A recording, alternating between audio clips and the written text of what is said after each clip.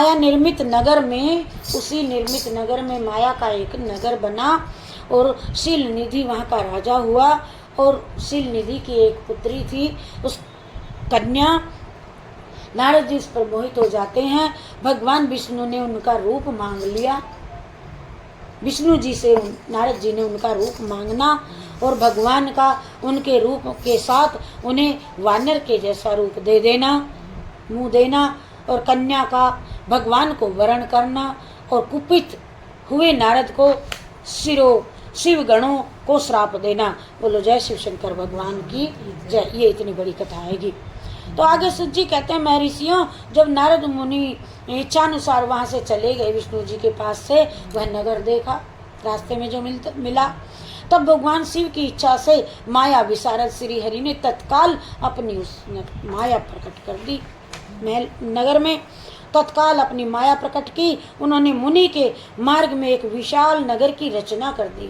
नारद मुनि के रास्ते में एक विशाल नगर की रचना की, जिसका विस्तार था 100 योजन लंबा चौड़ा, और वह अद्भुत बड़ा ही नगर मनोहर था नगर।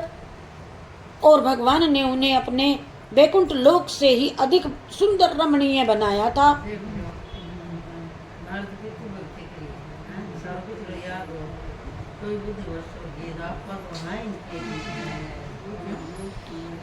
और इस प्रकार नाना प्रकार की वस्तुएं उस नगर की शोभा को बढ़ाती थी। वहाँ स्त्रियों और पुरुषों के लिए बहुत से आहार विहार स्थल भी थे। वह नगर श्रेष्ठ चारों वर्णों से के लोगों से, चारों जातियों के लोगों से भरा हुआ था। वहाँ शील निधि नामक ऐश्वर्यशाली राजा राज्य करते थे। वे अपनी पुत्री का स्वयंवर करने की इच्छा के लिए उद्यत थे और वहाँ उसे पंडित ज्योतिषी की आवश्यकता थी। अतः उन्होंने महान उत्सव का आयोजन भी किया था। उनकी कन्या का वरण करने के लिए उत्सुक चारों दिशाओं से बहुत बड़े बड़े राजकुमार वहाँ पर पधारे थे, जो नाना प्रकार की वेशभूषाओं से सुशोभित सुंदर शोभा से प्रकाशित हो रहे थे। और उन राजकुमारों से वह नगर भरा पूरा दिखाई देता था। ऐसे सुंदर राजनगर को देख नारद जी तो मोहित हो गए और वे राजा शील निधि के द्वार पर चले गए। मुनि शिरोमणि नारद को आया देख महाराज शील निधि ने श्रेष्ठ रतन में सिंहासन पर बिठाया नारद मुनि जी को और उनका पूजन भी किया, चरणोदक लिया।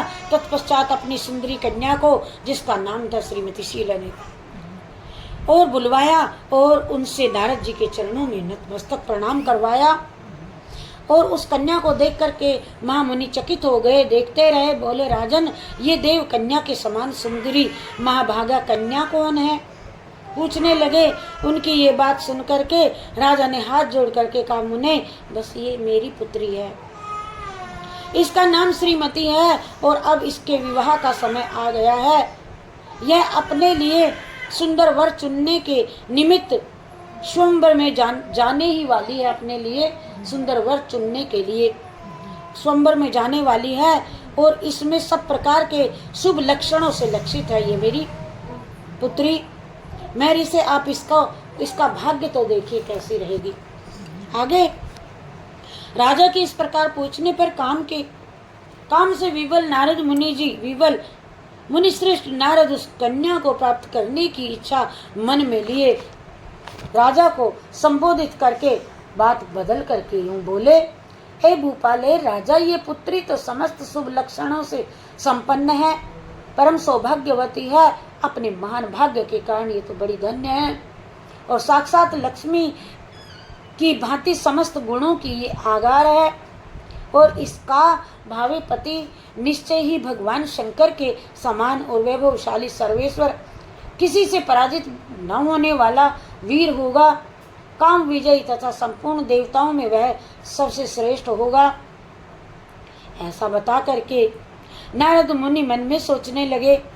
ऐसा कहकर के राजा से विदा ली और इच्छा अनुसार विचरने वाले तो थे ही, नारद मुनि वहां से चल दिए।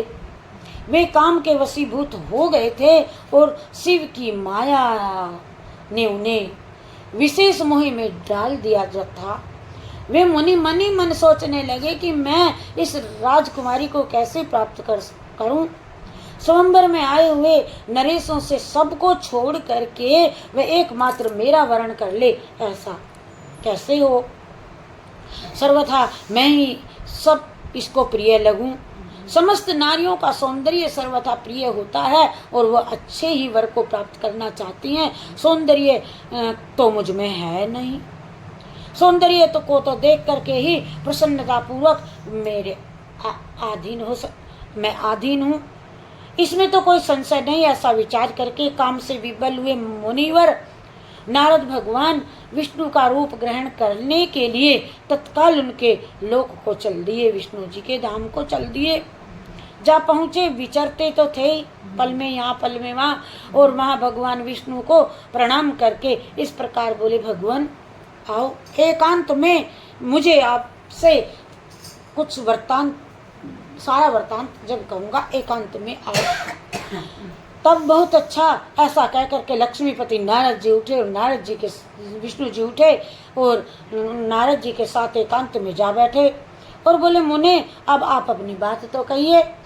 तब नारद जी ने कहा, भगवान मैं आपका भक्त हूँ ना। हाँ, तो फिर भक्त जो राजा सिंह निधि हैं वे सदा धर्म पालन में तत्पर रहते हैं आपके, और उनकी है एक विशाल लोचना कन्या जो बहुत ही सुंदर है और उनका नाम है श्रीमती। वह विश्व मोहिनी के रूप से भी विख्यात है और तीनों लोकों में सबसे अधिक सुंदरी है वह। प्रभु आज मैं शीघ्र कन्या से विवाह करना चाहता हूँ। और राजा शील निधि ने अपनी पुत्री की इच्छा से स्वयंवर रचाया हुआ है और इसीलिए चारों दिशाओं के सहस्त्रों राजकुमार वहां पर पधारे हुए हैं। नाथ में इसलिए आया हूँ, मैं आपका प्रिय सेवक हूँ ना, अतः आप मुझे अपना स्वरूप दे दीजिए जिससे राजकुमारी केवल मुझे मेरा ही वर्ण करे। राजकुमारी श्रीमती निश्चय ही मुझको वर लेंगी। और सूत जी कहते हैं कि हे मेरी सियो, नारद मुनि की ऐसी बात सुन करके भगवान मधुसूदन हंस खड़े और भगवान शंकर के प्रभाव का अनुभव जान लिया करके उन दयालु प्रभु ने उन्हें अपना इस प्रकार से उत्तर दिया। भगवान विष्णु बोले, मुने तुम अपने अभिष्ट और कोई वर मांग लो, अब तुम अपने अभिष्ट स्थान को चले जाओ, मैं उसी तरह तुम्हारा वहीं जहाँ रहोगे वहीं हित करूँगा, चाहूँगा करूँगा। जैसे श्रेष्ठ वैद्य अत्यंत पीड़ित किसी बीमार की दवाई देता है, जहाँ तुम रहोगे मैं वहीं तुम्हारा उपकार करूँगा। अत्यंत पीड़ित रोगी को करता है उपचार जैसे, क्योंकि तुम मुझे सबसे प्रिय हो, मैं आपका भला चाहूँगा, जाओ ऐसा ही होगा। तथास्तु कह करके विष्णु जी ने नारद जी को भेज दिया। और ऐसा कह करके भगवान विष्णु ने नारद मुनि जी को मुख तो वानर का दे दिया और शेष अंग सभी अपने के जैसा स्वरूप दे करके उन्हें वहां से अंतर्धान कर दिया। और नारद जी वहां से अंतर्धान हो गए, अपने अंगों को दे, अपने ये तो देख ही नहीं सकते, वो सारा मैं तो विष्णु बन गया ऐसा सोचते उड़ गया चला गया जैसे चलते थे। भगवान की पूर्वोक्त बात सुन करके जो उनका मनोहर रूप प्राप्त हो गया, समझ गया नारद मुनि को बड़ा ही खुशी हुई, बड़े हर्ष से, और वे अपने ही अपने को कृत मानने लगे। समझ न सके कि तदंतर मुनिश्रेष्ठ नारद शीघ्र ही उस स्थान पर जा पहुँचे कि जहाँ राजा शीलनिधि ने राजकुमारों से भरी हुई स्वयंवर सभा का आयोजन किया था और सभी विप्रवर वहाँ आए हुए थे। और विप्रवरों राजपुत्रों से घिरी हुई वह दिव्य स्वयंवर सभा दूसरी वहाँ पर इंद्र सभा के समान अत्यंत शोभा पा रहे थे। नारद जी उस राजसभा में जा बैठे और वहाँ बैठ करके प्रसन्न मन से बार बार यही सोचने लगे,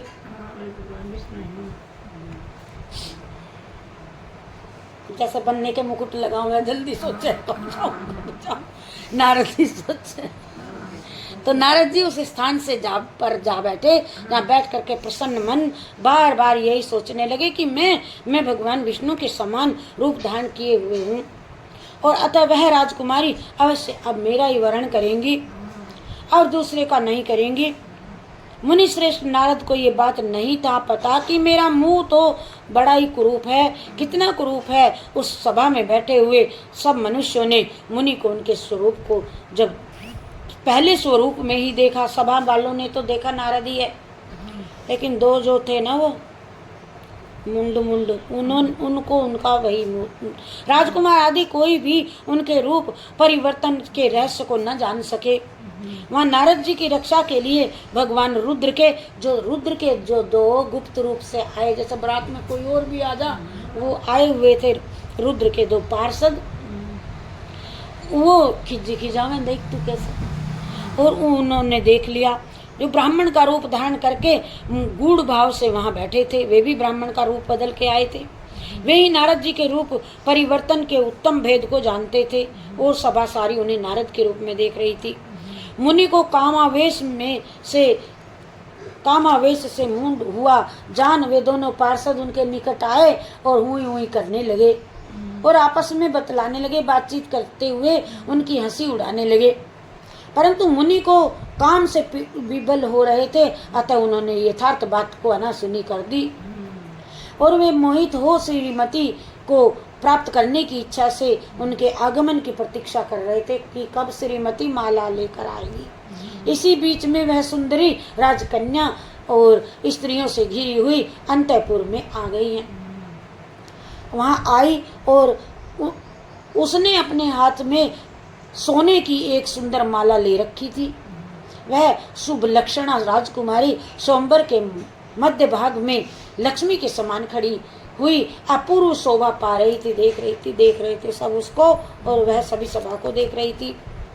उत्तम व्रत का पालन करने वाली वह भूप कन्या माला हाथ में लेकर के अपने मन में अनुरूप वर का अन्वेषण खोज करती इधर उधर देखने लगी कि मैं किसको अपना पति रूप में वर्ण करूं, और सारी सभा में भ्रमण करने लगी। नारद मुनि का भगवान विष्णु के समान शरीर वानर जैसा मुंह देख करके कुपित हो गई और उनकी ओर से दृष्टि तुरंत हटाई प्रसन्न मन से दूसरी ओर चली गई। स्वयंवर सभा में अपने मनोवांछित वर को न देख करके अब भयभीत हो गई। राजकुमारी उस सभा के भीतर चुपचाप खड़ी रह गई, अर्थात किसी के भी गले में माला न डाल सकी। और इतने ही में राजा के समान वेशभूषा धारण किए हुए वहां पर भगवान विष्णु जी आन पहुंचे। किन्हीं दूसरे लोगों ने उनको और किसी ने नहीं देखा, केवल राजकुमारी ने उनको देखा। केवल उस कन्या की ही दृष्टि विष्णु जी पर पड़ी और भगवान को देखते ही उन परम सुंदरी राजकुमारी जी का मुख प्रसन्नता से खिल उठा। उसने तत्काल ही उनके कंठ में माला पहना दी और राजा का रूप धारण करने वाले भगवान विष्णु उस राजकुमारी को साथ लेकर के तुरंत वहां सभा से अदृश्य हो गए और अपने धाम में जा पहुंचे। इधर सब राजकुमार श्रीमती की ओर से निराश हो गए और नारद मुनि तो काम वेदना से आतुर हो ही रहे थे, इसीलिए वे अत्यंत विफल हो गए। और तब वे दोनों विप्र रूपधारी ज्ञान विशारद रुद्रगण काम विवल नारद जी से उसी क्षण बोले। रुद्रगणों ने कहा, हे नारद, हे मुने, तुम व्यर्थ ही काम से मोहित हो रहे हो, जो आई थी सो गई। कहने का मतलब है कि जो जिस काम के लिए तू यहाँ उतावला आया बैठा है वो तो हो चुका, अब भी तो उम्मीद कर रहा है कि कोई आएगी माला डालने, वो तो हो गया काम। रुद्रगणों ने कहा, नारद मुने, व्यर्थ में ही अब छोड़, बस मोहित हो रहे हो और सौंदर्य के बल से राजकुमारी को पाना चाहते, अपना वानर का मुंह तो देखो, घृणित जाकर के देख लो। सूत जी कहते हैं, महर्षियों, उन रुद्रगणों का ये वचन सुनकर नारद जी को बड़ा विस्मय हुआ है। वे शिव की माया से मोहित थे। उन्होंने दर्पण में अपना मुंह देखा, वानर के समान अपना मुंह देख वे तुरंत ही क्रोध से जल उठे और माया से मोहित होने के कारण उन दोनों शिव गणों को वहां श्राप देते हुए कहा, अरे दोनों ने मुझ